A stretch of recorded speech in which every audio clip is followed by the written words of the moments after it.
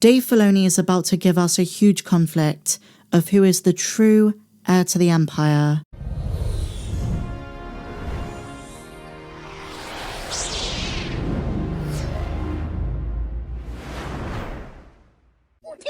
Hello there my dear friends, and welcome back to another Star Wars video. It is I coming at you once again, your favourite galactic hostess, Star Wars Meg.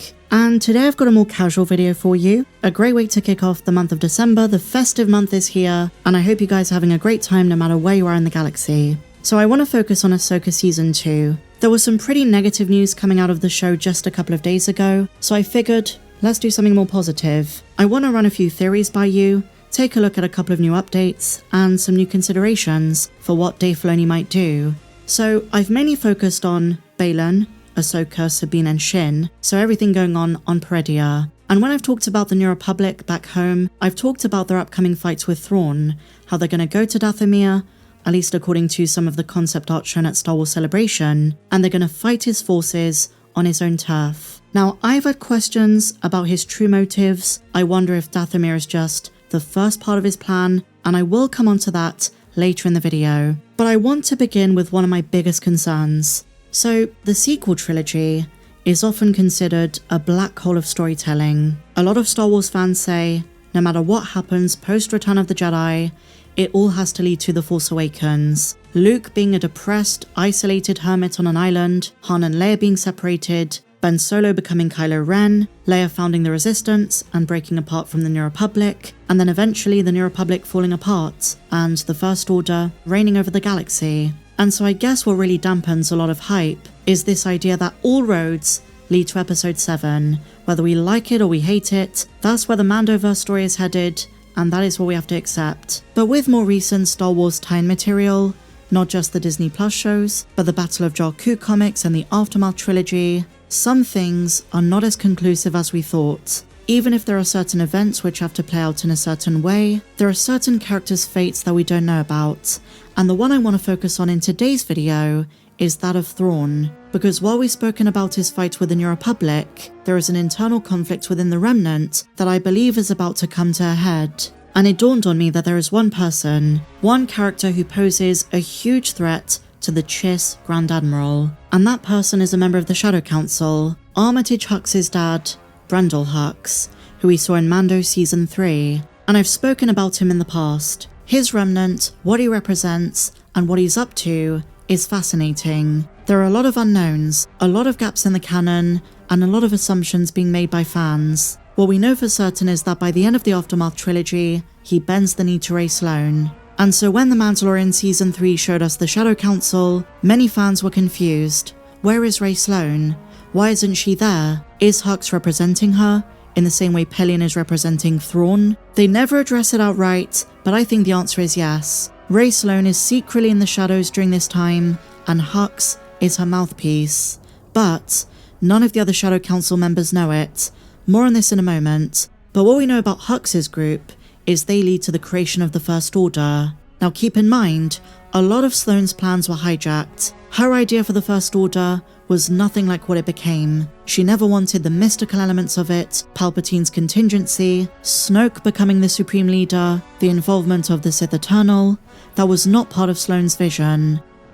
But up until this point, I don't think we've truly considered how dangerous Hux is to what Thrawn is up to. It was very subtle, but the way that Pellaeon was pitted against Hux in terms of their ideologies is setting up a bigger conflict. Pellaeon believes that Thrawn's vision is going to bring clarity and prosperity to the group, but Hux seems to be all about Project Necromancer. Now that Gideon is dead, as a kind of referee between the two, interactions within the Shadow Council going forward are going to be heated and fascinating.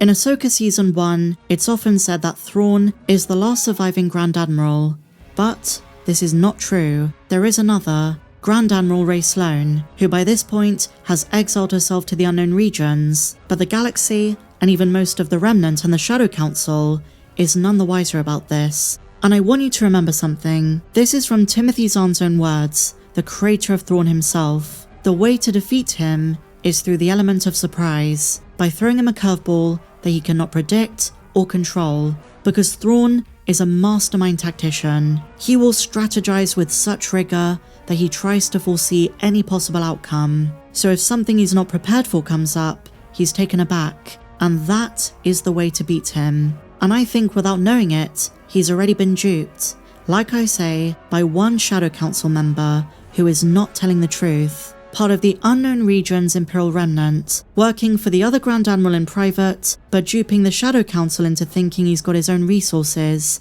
and he's the boss of his own faction.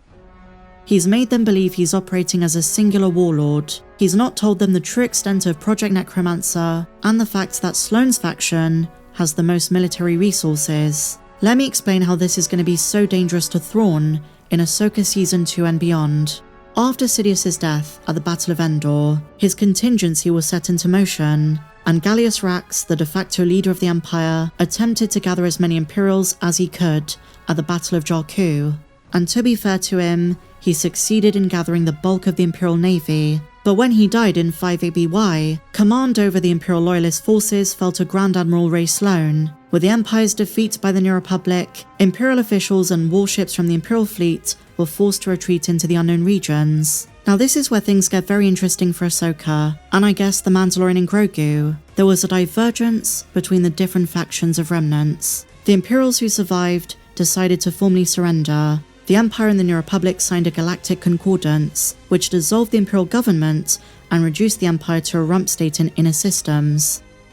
But before his death, and before his dying words to Ray Sloan, Gallius Rax formed a Shadow Council, one that was a collective for the Imperial warlords. And after the Galactic Concordance was signed, a wide array of other remnants, like Pellaeon, like Gideon, decided to get together and continue the Shadow Council. But here's the twist. The new council assumed that Ray Sloan was dead. Her departure for the unknown regions was a secret, and Gallius's dying words to her were to rebuild the Empire from scratch, build up resources in private, and come back when the time is right. But the warlords that we see in Mando and who are around in Ahsoka are ones who don't know about this plan, except for one, Brendol Hux. He's got the entire Shadow Council duped. Pretending to work alone with a small group of other Imperials, they are none the wiser he's working for Ray Sloan. Now here is where the Mandoverse has created a bit of a dilemma, because they've had Brendol Hux mention Project Necromancer, and fans just rush to assume he's talking about Snoke. But in other canon sources, there is very little pointing towards the fact this was the intended outcome, because Sloan was against Sith ideology. She wanted to create an empire that was separate from Palpatine's. What Hux wanted out of Necromancer was a strong leader. The more recent canon sources make it sound as though the revival of Palpatine through Snoke was the Sith Eternals doing, and was separate. They just say that at some point, Snoke took leadership of the First Order, but it wasn't the Empire that Sloan had originally imagined. But let's not get ahead of ourselves, that's much further down the line. But I think we're still going to see this tug of war of the best approach moving forward. And now that Thrawn has returned from Peridea, it'll be interesting to see some of his conversations with Hux, if that's in the cards. I wonder how much Thrawn knows, and how much he's going to work out. The main question now is, does the left hand know what the right hand is doing? Once upon a time, Thrawn would have known Ray Sloan. And this is the most important bit. Hux is important to the Shadow Council. They're aware of the existence of Project Necromancer, he provides them with Praetorian guards and resources, he gives significant contributions to the rest of them, but the most important part of the canonicity of all of this is they don't see the bigger picture. They don't know that Sloan and Hux are rebuilding the Empire from scratch. And as we know from the books, the whole point of the First Order is that those not chosen to join it were deemed unworthy and needed to be purged. We have to assume that eventually the other remnants will be wiped out when the time is right. And here's another important point. The rest of the council in Mando Season 3 was waiting for the return of Thrawn, and now that Gideon is dead, they seek true leadership. He's a very big deal. They see him as the promised, the chosen leader who's going to restore power to the remnants. And I have a feeling that Brendol Hux loves this. It's the perfect distraction. What do you guys think of all of this? Do you think Dave Filoni might surprise us? Share your thoughts in the comments down below, my dear friends.